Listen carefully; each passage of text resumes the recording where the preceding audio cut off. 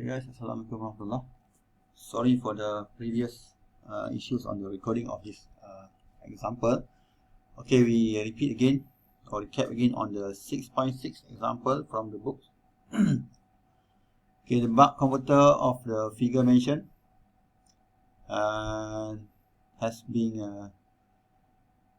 stated with this parameter. So the first thing that you have to do is that you redraw the schematic the topology circuit, and you transfer all the data mathematical statement into the circuit.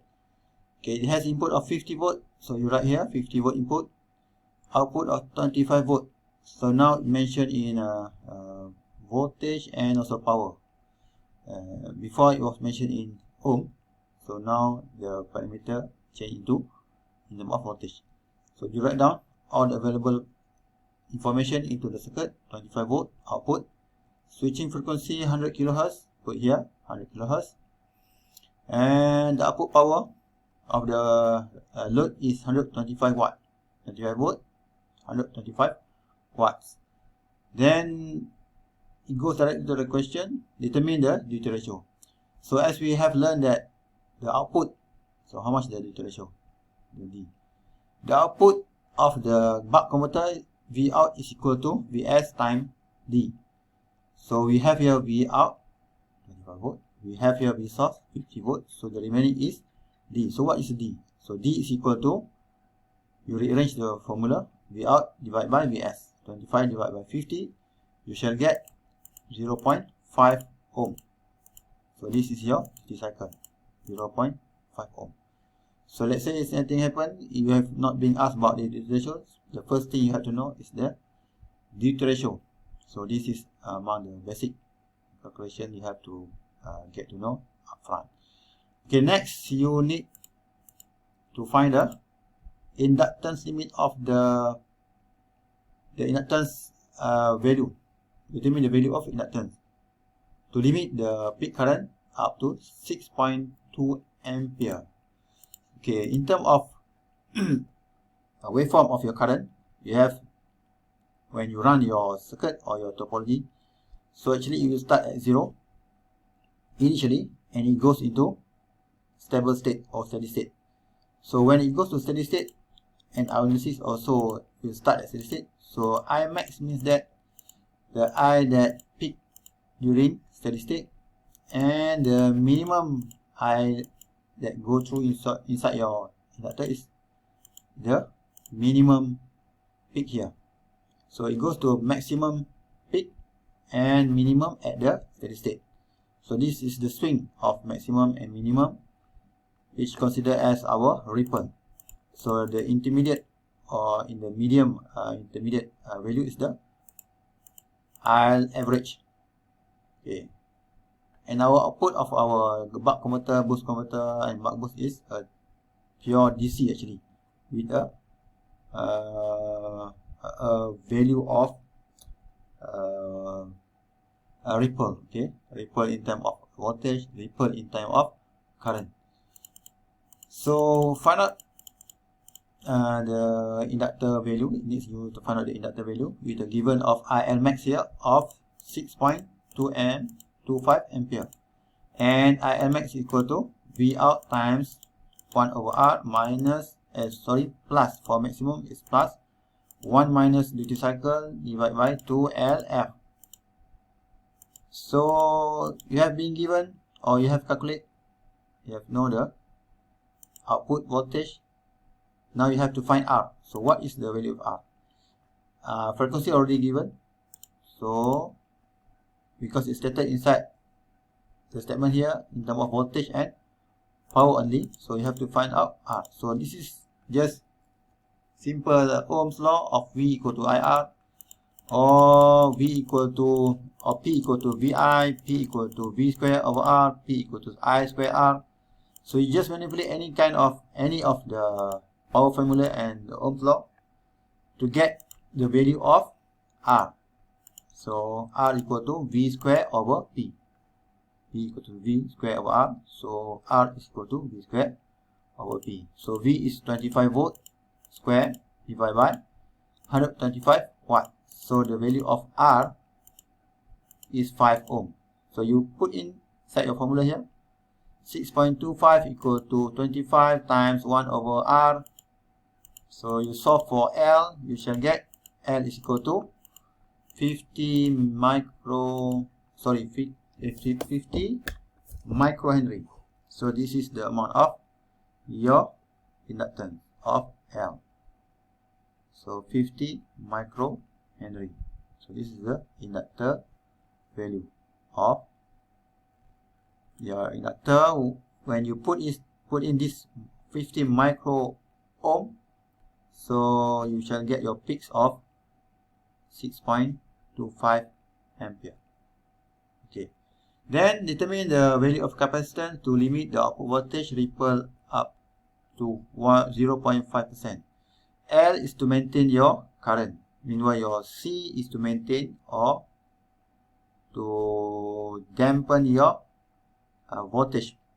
This is your LP filter, low pass filter. The L to maintain or to stabilize your current. Meanwhile, your C here is stabilize your voltage. The higher the C, the better the ripple control on your voltage. So we take a look on C. Okay, on C, determine the value of capacitance to limit the output voltage ripple up to 0.5%. Okay. So V ripple equal to delta V naught or V out divided by V. So the delta V naught means that the difference between positive maximum and the minimum. If you're looking at inductor current, so this is the maximum minimum. If you're looking at our output voltage, the same maximum and minimum, the difference between the maximum and minimum divided by the average of your output voltage.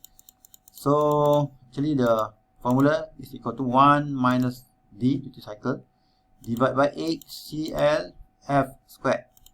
So 5% of the value is equal to this value. So you shall get your value of capacitor of 2.5 microfarad. And over here the value is how much? It's now it's 5%. Means 5 divided by 100 is equal to 1 minus 0.5, and you get aim for this C, put up here. So you solve for C, you shall get 2.5 microfarad. So solve for question 6.6. Okay, next is 6.7. Question number 6.7. A buck converter with the parameters and the statement given here. Again, we transfer into the circuit. So it's given that the input is 6 volt. So we put in 6 volt. Output 1.5 volt. We write down the 1.5 volt here. Load resistor given as 3 ohm. So put it here, 3 ohm. Switching frequency 400 kHz. Here, 400 kHz. L value of 5 microhenry. Capacitor of 10 microfarad. So all the parameters given. It's just not given on the power delivered to the load. Actually, we can calculate, but we just put in whatever information given here into the circuit. So first, we need to find out the duty ratio. So if we have known that the V out is equal to VSD or D times VS for buck converter. So we are dealing with buck now. So D is equal to V naught or V out divided by VS. So 1.5 divided by 6 volt. So we get 0.25 ratio of duty cycle. 0.25. Okay, that's the ratio of D, the D value. So next, determine the average, peak and RMS inductor current. So inductor current, what is the average, peak and RMS? So I average is equal to V out divided by R. So V out is given. So divide by 3. 1.5 divided by 3, you get 0.5 ampere of our average inductor current. What about the maximum current that passing through the inductor?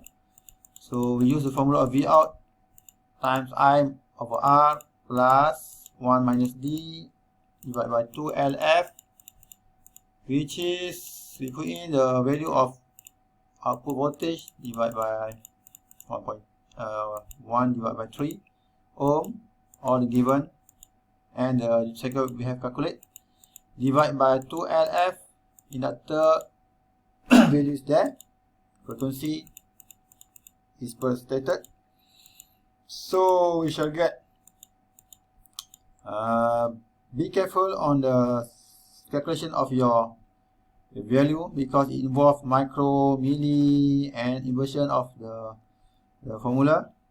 So make sure that you do step by step, so don't try to lump it all together, because if you have accidentally got wrong marks but your way of the calculation, cara kerja tu, okay, so you shall get, still will get marks.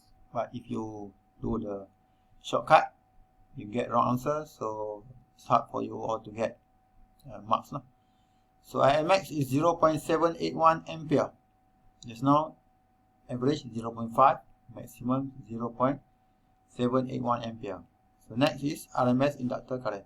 And by this 6.7 question from example in the books is the same like question or the tutorial question number 6 actually. If you look at your tutorial, this is Q6 inside your tutorial. So once you solve this, so done your question 6 of your tutorial. Okay, next is your IRMS. So actually IRMS is equal to the average value plus your maximum value divided by SERT3. So you get the average. So in terms of two values which have different, we want to get average of it, so we have to square both of it and SERT. So square of average, square of maximum divided by SERT3, SERT. So you can have a further revision on this triangle waveform calculation from page, if you open your reference book, page 42. Okay, you can revise or revive on the knowledge. Open page 42. But for this calculation, RMS should get by multiplying power of 2 for average plus maximum divided by SERT3